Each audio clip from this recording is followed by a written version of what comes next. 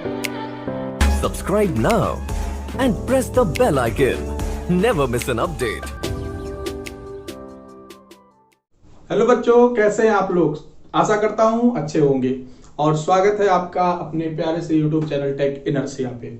आज हम बात करने वाले हैं डिजाइन ऑफ स्टील स्ट्रक्चर की, इस्पातीय संरचनाओं का अभिकल्पन, जो कि बहुत ही इंपॉर्टेंट सब्जेक्ट भी है और डिप्लोमा के 6वें सेमेस्टर का एक तरह से कहा जाए तो मेन सब्जेक्ट है। बीटेक में भी डिजाइन ऑफ स्टील स्ट्रक्चर चलता है। यहाँ पर हम लोगों ने डिप्लोमा स्पेशल केवल इसलिए लिखा है क्योंकि यहाँ पर हम दोनों भाषाओं में बात करेंगे, हिंदी और इंग्लिश, क्योंकि डिप्लोमा हिंदी में भी चलता है।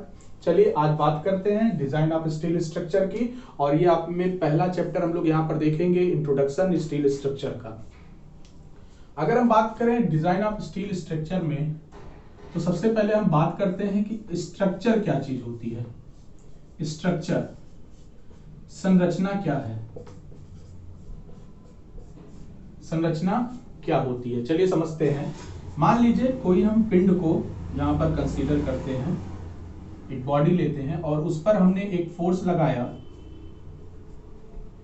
y डायरेक्शन में, एक फोर्स लगाया x डायरेक्शन में Fx Fy, और एक मोमेंट लगाया पॉइंट O के रिस्पेक्ट में। अगर ये बॉडी साम्यावस्था में रहना चाहती होगी तो ये क्या करेगी, हमें इक्वल एंड अपोजिट रिएक्शन प्रतिक्रिया देगी।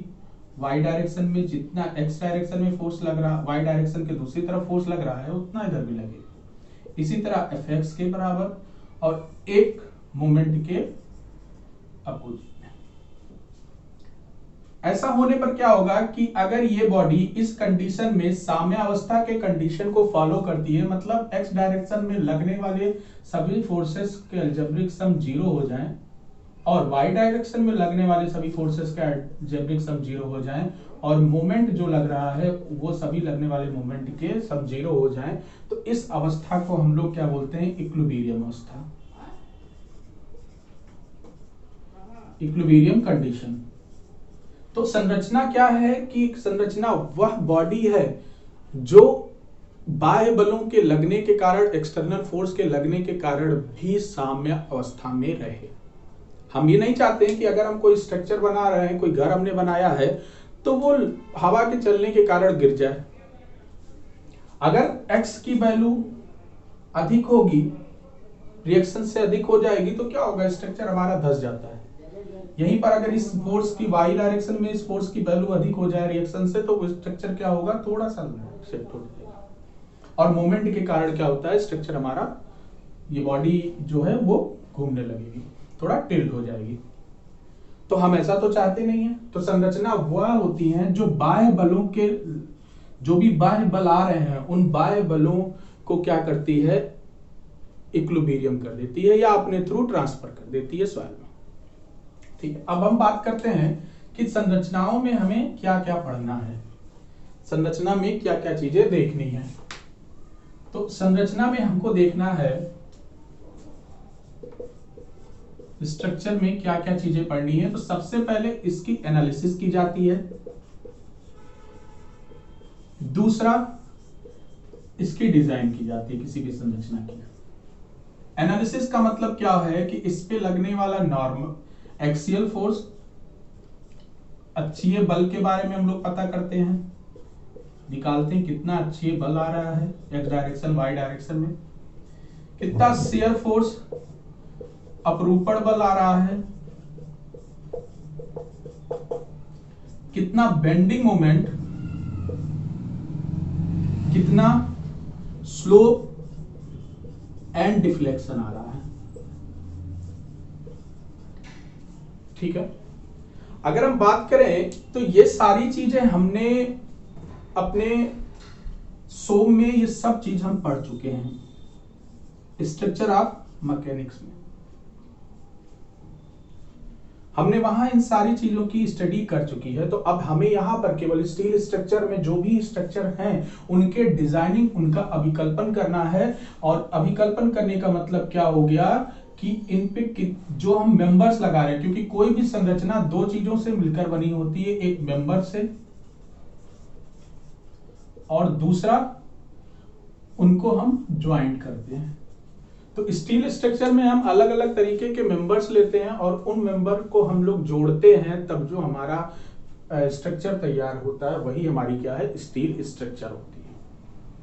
इसमें हमें डिजाइन करना है कि जो स्टील स्ट्रक्चर हम बना रहे हैं उसका जो मेंबर हमें लेना है उसका शेप और साइज कैसा होना है चाहिए, किस शेप और साइज का हम प्रिफर करें कि जो लोड के लिए हमें डिजाइन करनी है उस लोड को हमारा सेक्शन, हमारा मेंबर जो है वो रजिस्टर कर ले जाए।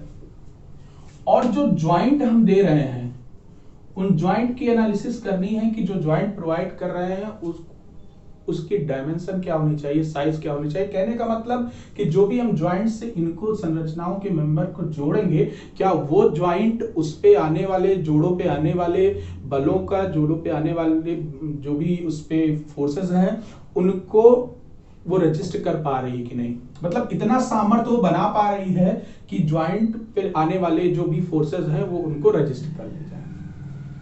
जब हम डिजाइन करते हैं स्टील स्ट्रक्चर में तो हम 5 बातों को बहुत ध्यान से देखते हैं। क्या क्या है वो? तो सबसे पहले हम लोग डिस्कस करते हैं कि जो भी हम स्ट्रक्चर बनाने जा रहे हैं, मेंबर्स को सिलेक्ट करने के बाद और ज्वाइंट को कि कौन सी ज्वाइंट वहां देना है, रिवेट ज्वाइंट होती है, आपकी बोल्ट ज्वाइंट होती है, आपकी वेल्डेड ज्वाइंट होती हैं, ये सारे ज्वाइंट्स मेंबर में दिए जाते हैं जो आगे हम लोग चैप्टर 2 में डिस्कस करेंगे। तो सबसे पहले क्राइटेरिया क्या क्या देखा जाता है? सेफ्टी। क्या जो स्ट्रक्चर बना रहे हैं हम वो सेफ है? ऐसा तो नहीं कि जो भी लोड आने वाले हैं उस स्ट्रक्चर पे वो उस लोड को वो रजिस्ट ना कर पाए। दूसरा, सर्विसबिलिटी, मतलब कि जो स्ट्रक्चर हम बना रहे हैं जिस काम के लिए, क्या उस काम को वो कर पाएगी कि नहीं। मान लीजिए आपने पानी की टंकी बनाई, स्टील स्ट्रक्चर के पानी की टंकी बनाई और उसका काम है पानी को होल्ड करे रखना, मगर उसमें छेद हो जा रहा है कुछ दिनों बाद और पानी गिरना शुरू हो जा रहा है, तो क्या ये सर्विसबिलिटी है उसकी? भाई हम तो चाह रहे थे वो होल्ड करे, फेल नहीं हुआ है, पूरा टूटा नहीं है, मगर छेद भी अगर हो गया है तो इसका मतलब ये हुआ कि हम जिस काम के लिए उस स्टील स्ट्रक्चर को बनाए थे, जिस स्ट्रक्चर को, वो उसको निभा नहीं पाया। उसके बाद हमें देखते हैं उसकी इकोनॉमी, कि जो स्ट्रक्चर हम बना रहे हैं क्या वो इकोनॉमिक है? ऐसा तो नहीं बहुत ज्यादा वो कॉस्टली पड़ रहा है हमें। उसके बाद ड्यूरेबिलिटी, मतलब कि कितने दिन चलेगा, उस पर कोई बाहरी प्रभाव तो नहीं पड़ रहा है, वातावरणीय प्रभाव के कारण वो खराब तो नहीं हो रहे हैं। और आखिरी चीज जो हमें ध्यान देनी है वो एस्थेटिक है, मतलब वो सौंदर्य, कितना सुंदर दिख रहा है। भाई स्ट्रक्चर बनाए हैं अगर तो जाहिर सी बात है सुंदर भी दिखना चाहिए, ठीक है।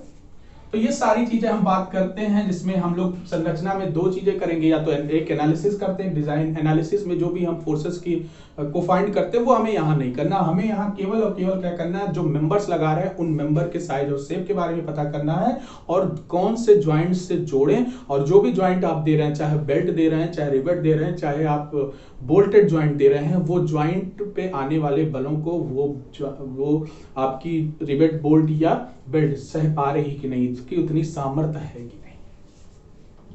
अब बात आती है एक चीज कि सर कि हमारी आरसीसी स्ट्रक्चर थी तो हम स्टील स्ट्रक्चर बनाने की पढ़ने की क्या जरूरत पड़ गई? ऐसा क्या हुआ कि हमें स्टील स्ट्रक्चर पढ़ना है? जाहिर सी बात है कि स्टील स्ट्रक्चर आरसीसी से कुछ जगहों पर अच्छी होंगी। जैसे पहले बात करते हैं कि आरसीसी स्ट्रक्चर की तुलना में स्टील स्ट्रक्चर जो होता है वो लाइट वेट होता है, बहुत हल्के स्ट्रक्चर बनते हैं। जैसे आप आरसीसी स्टील स्ट्रक्चर का कोई फ्रेम बना रहे हो, एग्जाम्पल के अगर हम बात करें तो आप लोगों ने डबल धमाल मूवी देखी होगी, जिसमें आपके रितेश देशमुख खड़े होते हैं और कहते हैं हे भगवान हम 500 किलो मिठाई चढ़ाएंगे। तो वो जो स्ट्रक्चर थी उस समय वो कौन सी थी? आपकी स्टील फ्रेम्ड स्ट्रक्चर।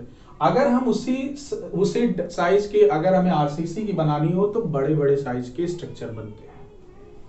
दूसरी चीज क्या होती है दोनों में अंतर, कि स्टील स्ट्रक्चर का जो कॉस्ट है वो आरसीसी स्ट्रक्चर की तुलना में क्या होता है? कम होता है।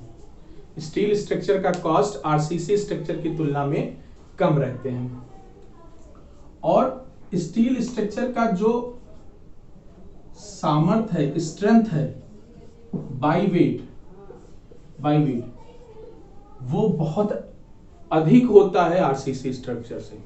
अगर हमें कोई भी वेट के लिए, कोई भी भार के लिए अगर हमें कोई एक स्टील स्ट्रक्चर का अवयव लें, जैसे हम लोग बोल्ट लेते हैं, सोचिए एक छोटी सी बोल्ट कितने लोड को बियर कर लेती है, मगर अगर उसी लोड के लिए अगर हमें आरसीसी स्ट्रक्चर बनानी पड़े तो जाहिर सी बात है उसकी साइज क्या होगा, अधिक होगा, वो ज्यादा भारी, ज्यादा बड़ा बनाना पड़ेगा। ठीक है, तो चलिए अब हम बात करते हैं आगे कि कोई भी स्टील स्ट्रक्चर को देखने से पहले हम लोग उसकी जो, अब स्टील के बारे में बात करते हैं। स्टील क्या चीज है, इस्पात क्या है। जब आयरन में, लोहे में हम कुछ प्रतिशत कार्बन के मिला देते हैं तो जो नया मेंबर तैयार होता है वो हमारी होती है स्टील। अब कार्बन की प्रतिशत जो होनी चाहिए वो 2.1% से अधिक नहीं होनी चाहिए। ऐसा क्यों है सर, क्या बात है भाई कि 2.1 से अधिक कर देंगे तो क्या दिक्कत है? चलिए देखते हैं। यदि कार्बन की प्रतिशत, ये कंपटीशन में भी पूछा जाता है कि अधिक हो जाए तो क्या प्रभाव पड़ेगा स्टील पर? तो स्टील की हार्डनेस बढ़ जाती है, कठोरता बढ़ जाती है, स्टील की सामर्थ्य भी बढ़ जाती है। सर ये तो अच्छी बात है, कठोर भी हो रहा है, सामर्थ्य भी हो रहा है, तो हम तो कार्बन बढ़ा सकते थे, मगर आप तो बोले हो कार्बन घटा दो। अरे भैया आगे भी तो देख लो, क्यों इतना जल्दीबाजी कर रहे हैं आप लोग? तो अगर हम आगे बात करें तो इसकी जो ब्रिटलनेस है वो बढ़ जाती है। मतलब कि कार्बन के प्रतिशत को अगर हम बढ़ाएंगे तो हमारा जो स्टील स्ट्रक्चर है, वो स्टील मेंबर है, वो ज्यादा ब्रिटिल हो जाएगा, बहुत भंगुर हो जाएगा। मतलब कि वो फेल होने से पहले ये नहीं बताएगा कि हमको बचा लो। जैसे कोई अगर डक्टाइल मटेरियल है तो डक्टिलिटी का मतलब क्या हो गया कि उसको हम थिन वायर, पतले तारों में हम उसको चेंज कर सकते हैं। तो अगर स्टील का मेंबर है और उसकी डक्टिलिटी अच्छी होगी तो वो फेल होने से पहले बीम डिफ्लेक्ट हो जाता है, झुक जाता है, तो हमें पता चल जाता है कि भाई फेल होने वाला है, बचा लो इसे। मगर अगर ब्रिटलनेस की वैल्यू ज्यादा हो जाएगी तो ये चीज हम नहीं कर पाएंगे। और उसके बाद एक चीज और घट जाती है, वो होती है वेल्डेबिलिटी। वेल्डेबिलिटी का मतलब होता है वेल्डिंग करने की एबिलिटी, मतलब कितने आसानी से आप स्टील स्ट्रक्चर के मेंबर्स को वेल्ड कर सकते हो। क्योंकि एक ज्वाइंट जो है, एक स्ट्रक्चर बनाने के लिए मेंबर्स को ज्वाइंट देना पड़ता है, वहां वेल्ड भी हम लोग लेते हैं। तो वेल्डेबिलिटी क्या होती है, घट जाती है। वेल्ड करने की जो एबिलिटी है, जो उसकी विशेषताएं हैं, वो घट जाती हैं। ये चीजें हमें ध्यान में रखना रहेगा, ये हमारी पूछी जाती हैं। अब आगे हम बात करते हैं कि जो हम स्टील के मेंबर लिए हैं, स्ट्रक्चर के अवयव लिए हैं, उनकी फिजिकल प्रॉपर्टी के बारे में हम बात करेंगे कि भौतिक गुण कौन कौन से हैं उसके।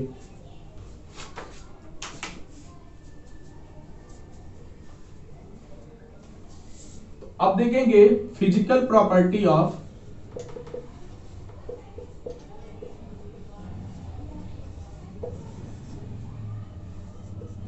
Steel structure.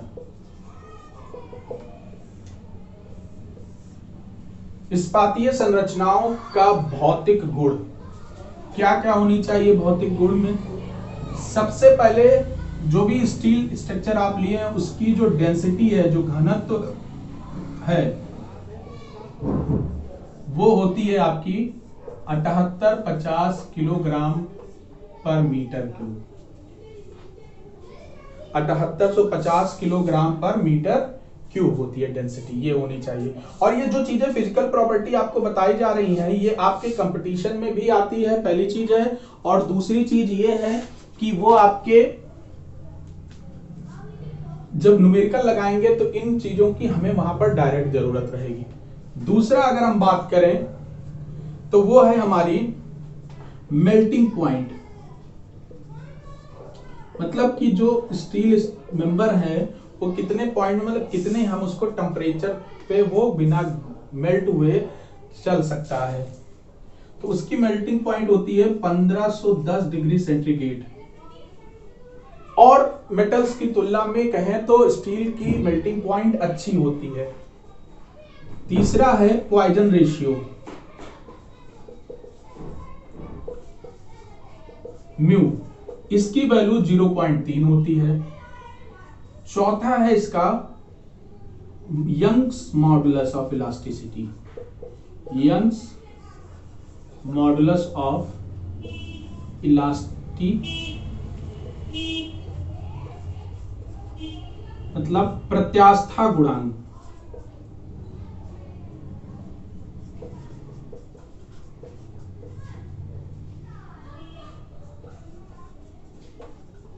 ई, इसकी वैल्यू होती है 2 × 10⁵ न्यूटन पर mm स्क्वायर। ठीक है, इसको नोट कर लीजिए।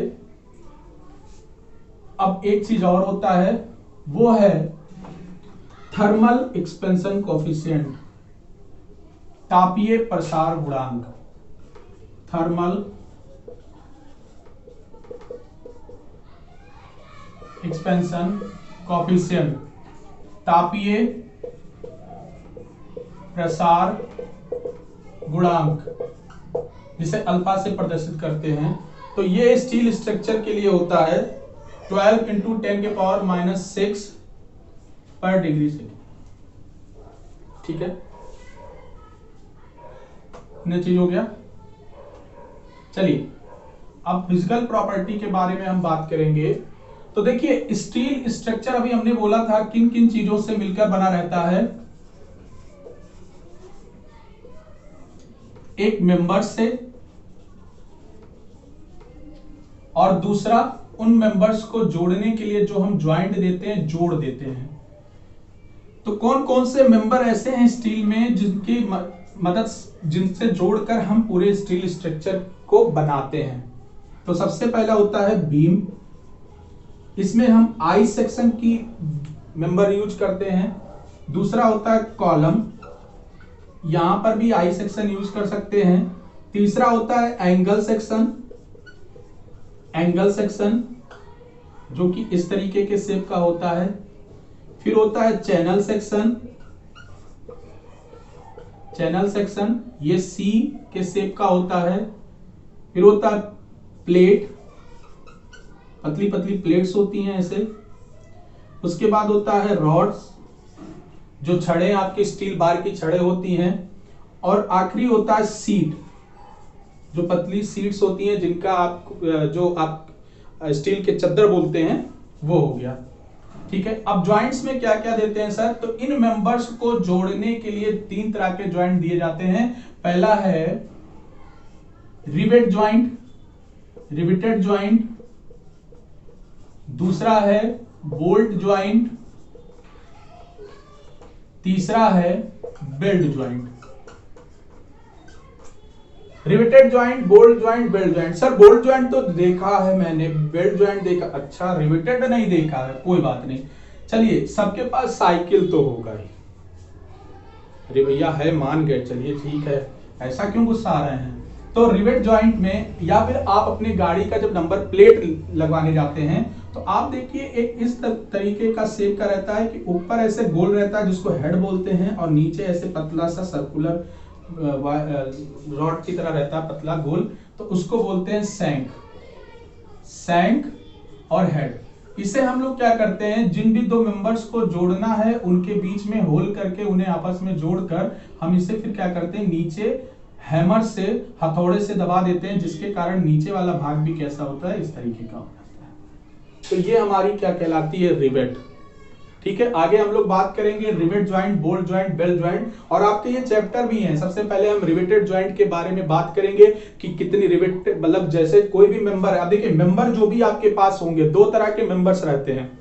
एक रोल्ड सेक्शन मेंबर जो बने बनाए हमें मिलते हैं, और दूसरा होता है हमारा built up section. Built up मतलब जिसके उन रोल्ड मेंबर्स की मदद से I section, T section, L section, angle section, channel section की मदद से जोड़ के हम जब स्ट्रक्चर बनाते हैं तो वो बिल्ट अप सेक्शन हो गया आपके।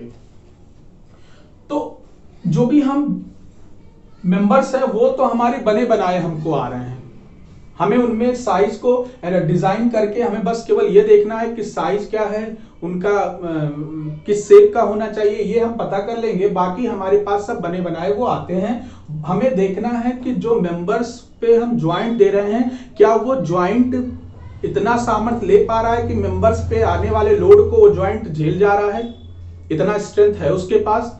इसी तरह बोल्ट में, इसी तरह वेल्ड में भी हम लोग देखेंगे।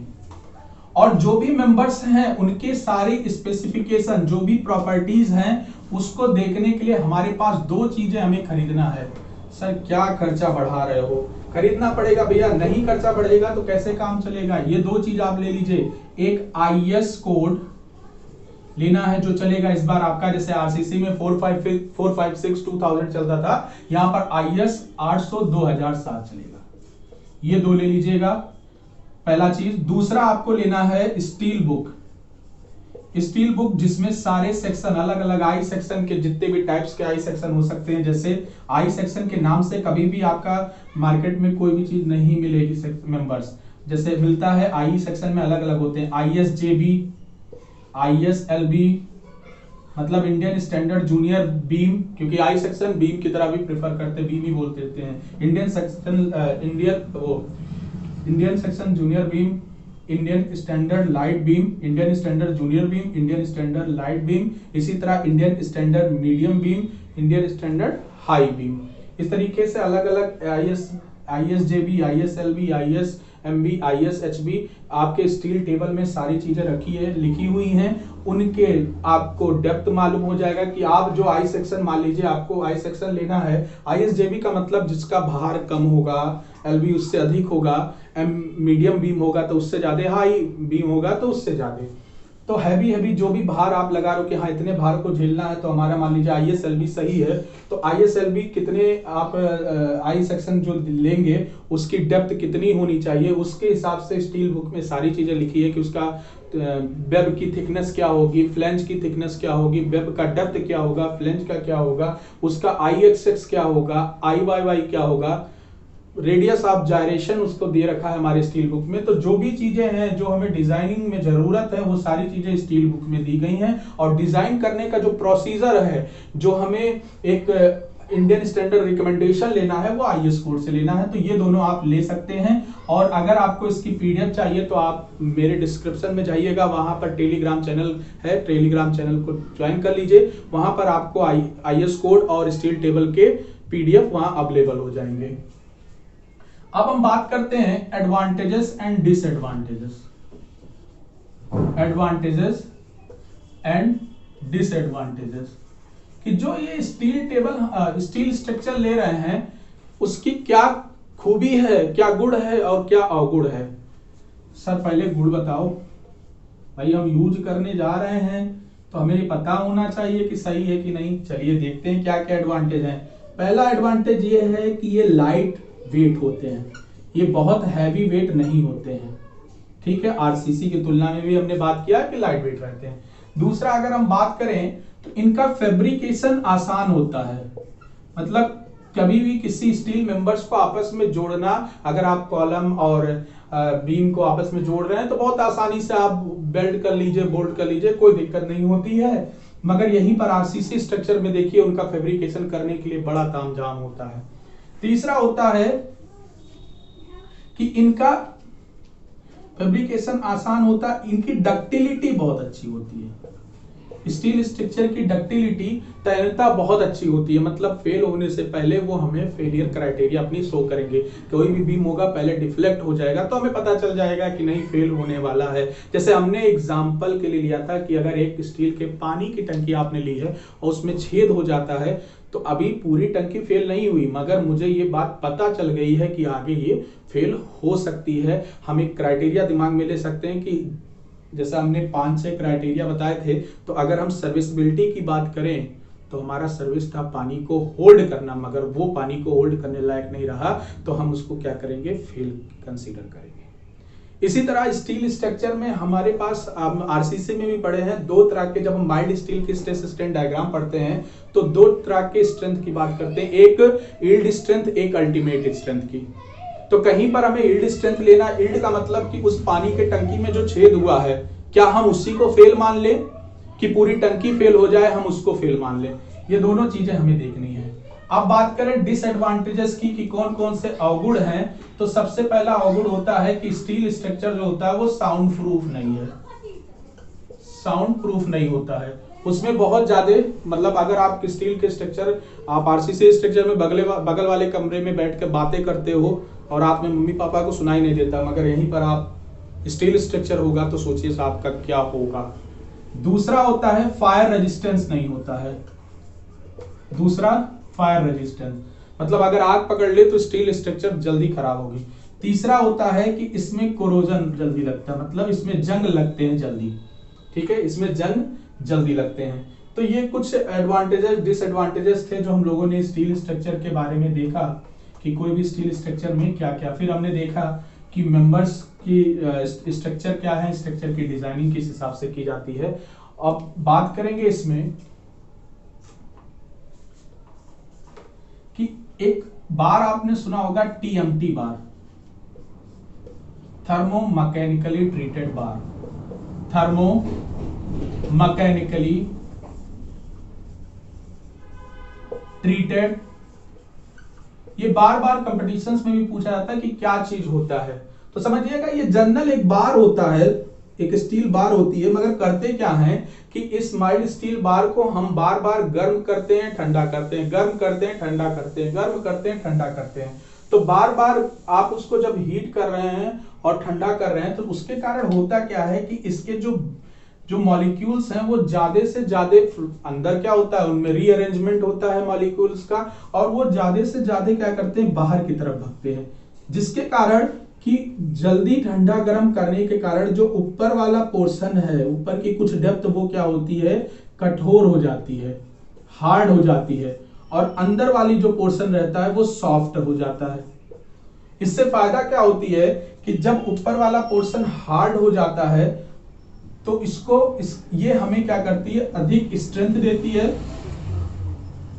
और अंदर वाला पोर्शन जब सॉफ्ट रह जाता है तो उससे आपके स्टील बार की डक्टिलिटी क्या होती है, बढ़ जाती है। ठीक है, तो टीएमटी बार अगर आपसे पूछते हैं तो टीएमटी बार क्या होता है, टीएमटी बार वो बार होते हैं नॉर्मल बार्स को जब हम लोग क्या करते हैं, बार बार गर्म करते हैं, ठंडा करते हैं, गर्म करते हैं, ठंडा करते हैं, तो उसके कारण क्या होता है, उनका ऊपरी सरफेस जो होती है वो हार्ड हो जाती है और बीच के सरफेस, अंदर के सरफेस सॉफ्ट हो रह जाते हैं, जिसको बोलते हैं हार्ड सरफेस को बोला जाता है हार्ड मेटेरिस्टिक रिम। जैसे साइकिल की रिम होती है ऊपर की हार्ड, उसी को हार्ड मेटेरिस्टिक रिम बोला जाता है। और नीचे के सरफेस को हम लोग बोलते हैं फेराइट परलाइट, फेराइट परलाइट। ठीक है, हिंदी में भी आप वही लिख सकते हैं मेटेरिस्टिक रिम। ठीक है, डक्टिलिटी का मतलब त्यान्यता। तो ये चीजें आपकी पूछी जाती हैं कि टीएमटी बार क्या होती है, थर्मो मैकेनिकली ट्रीटेड बार। अब आगे के लेक्चर में हम लोग बात करेंगे, यहां तक हम लोगों का जनरल इंट्रोडक्शन हो गया। अब आगे हम लोग बात करेंगे कि जो स्टील के सेक्शंस हैं उनके बारे में। तो हमने बात कही अभी कि स्टील के सेक्शन दो तरीके के होते हैं, एक होता है आपका rolled section, rolled steel section, और दूसरा होता है आपका built up bar, built up section, built up section. Rolled steel section क्या होते हैं, रोल्ड स्टील सेक्शन वो सेक्शन होते हैं जिनकी डिजाइनिंग आईएस कोड के आधार पे होती है, उनके साइज की, उनके डायमेंशन की, सारी उनके शेप सब रोल्ड। जैसे आई सेक्शन हो गया, एल सेक्शन हो गया, टी सेक्शन हो गया, एंगल सेक्शन हो गया, चैनल सेक्शन हो गया, ये सब हम रोल्ड सेक्शन कहलाते हैं। और बिल्टअप सेक्शन वो होते हैं जो रोल्ड सेक्शन की मदद से उनको ज्वाइंट करके, कनेक्शन करके, रिवेट बोल्ट या वेल्डिंग करके हम लोग क्या करते हैं, एक नया सेक्शन बनाते हैं, वो हमारी क्या कहलाती हैं, बिल्टअप सेक्शन कहलाती हैं, जिसे हम अगले चैप्टर में पढ़ेंगे। ठीक है, अच्छा, अगर ये वीडियो आपको अच्छा लगा हो तो प्लीज चैनल को सब्सक्राइब कर लेना, लाइक कर देना और ज्यादा से ज्यादा शेयर करें कि आपके सभी दोस्तों तक पहुंच जाए। अगर इस लेक्चर के आपको पीडीएफ चाहिए होंगे तो डिस्क्रिप्शन बॉक्स में टेलीग्राम चैनल है, उस पर ज्वाइंट हो जाइए, उसको ज्वाइन कर लीजिए। उसमें आपको स्टील के नोट्स के PDF मिलते रहेंगे। ठीक है, धन्यवाद और मुस्कुराते रहिए, हंसते रहिए। जय हिंद।